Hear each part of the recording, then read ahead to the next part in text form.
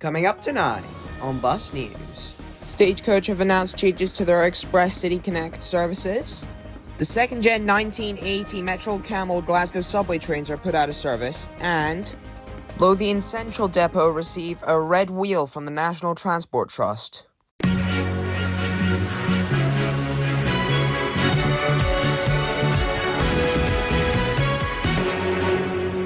Hey, what's going on, guys? Me, Mortimer here.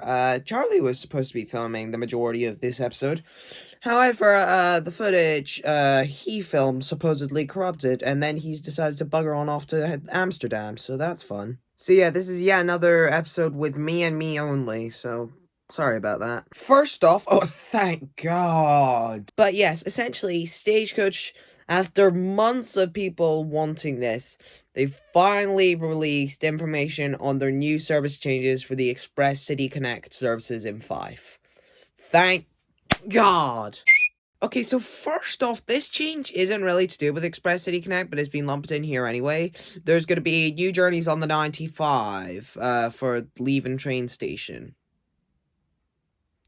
Why wasn't this implemented when there were the changes in Leavenmouth back last month? Charlie, we're doing an FRV on this for day one. I've always been surprised that there hasn't been a link between Dunfermline and Stirling for many years, actually. Because they're two very small but very touristy areas. Just because you got the Wallace Monument in Stirling, or you've got Stirling Castle. In Dunfermline, you've got Dunfermline Abbey and Dunfermline Abbey. But personally, I really like going to Dunfermline, and the time I have been to Stirling has also been a blast, so this is a good way to do both on the same day, so yeah. Okay, so next we got some changes to the Glasgow routes, X24 and X27. There have been some more journeys heading back into Glasgow later on, which I think is good, because, I mean, especially with St Andrews, the journey into Glasgow is quite long, so I have always felt that there should be maybe a couple later journeys, but I think just the one's good enough. Okay, so yeah, I don't have a damn clue why on earth they've always had it go via St John's, so this makes sense to me. Also, it's not the most reliable route. I find that a lot of the time when I'm on it, it's running quite a bit late, and I think the 4-minute layover time at Livingston probably contributes to that a lot, so this is probably to do with the proposal for the new Service 5 from the prior changes, which I discussed in last episode. Okay, so now it is clear that the section between Enmore and Glenrothes is going up from every 30 minutes to every 20 minutes. This is obviously a good idea. However, I would probably, instead of calling the X59A, I'd probably just call it the X53, sort of keep it distinct from the other routes.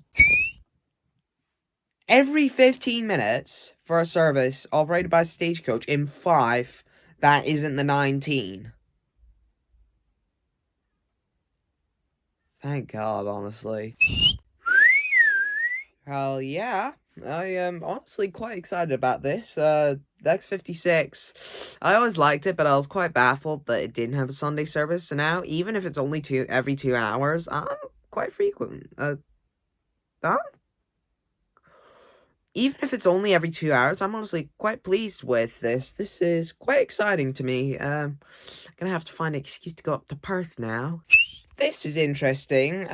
So the X60A is literally just the current X60, and the X60 itself is going to become more direct. This should hopefully mean longer layovers at St Andrews, because by God are the X58 and X60 unreliable.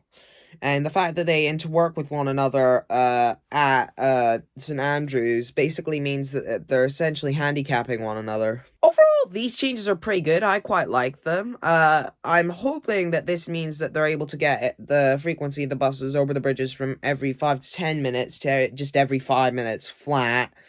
I was originally thinking they'd probably go from every 5 to 10 minutes to either every 7 to 8 minutes or every 6 minutes. because that'd be either still the 8 departures an hour or 10 departures an hour. So I made a custom timetable for this, and good heaven have mercy on me, this hurts to read, and not in a screen crunch kind of way. PDF linked in the description.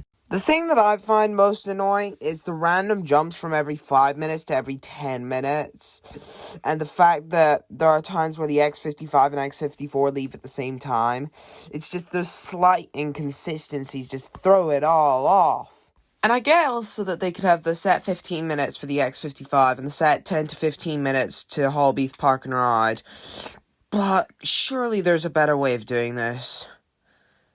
I could probably come up with a better way of doing this. That might be a future video. Overall, I'm excited for these changes. Next, unfortunately, all of the second-gen Metro Camel 1980 Glasgow subway trains have been put out of service. On the 28th of June, they ran their last shifts and have now been fully replaced by the new third-generation trains, which are really sleek, but at the same time, I'm quite sad that the old ones are getting replaced, because I only went on it once, and I thought the trains were decent, but I still thought they were really cool, considering it was one of the oldest vehicles I've ever been on, because I'm a 2010s kid through and through. Next, Lothian have received a red wheel for their Annandale Street depot, which I think is very cool. It's the first bus-related location in all of Scotland to receive one.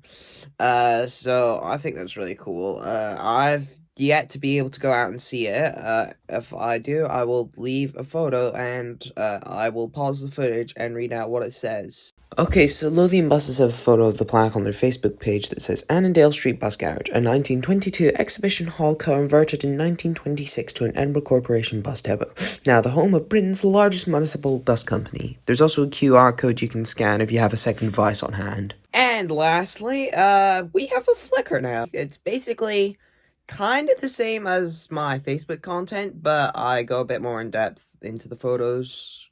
Not that they need them, but it's just a PR move. That's the only reason I made a Flickr. But anyways, thank you for watching, and I shall see you guys next time whenever there's more news. Adios! Also be aware there's going to be an absolute sludge of uncut route visuals for the next 2 weeks or so brace yourselves.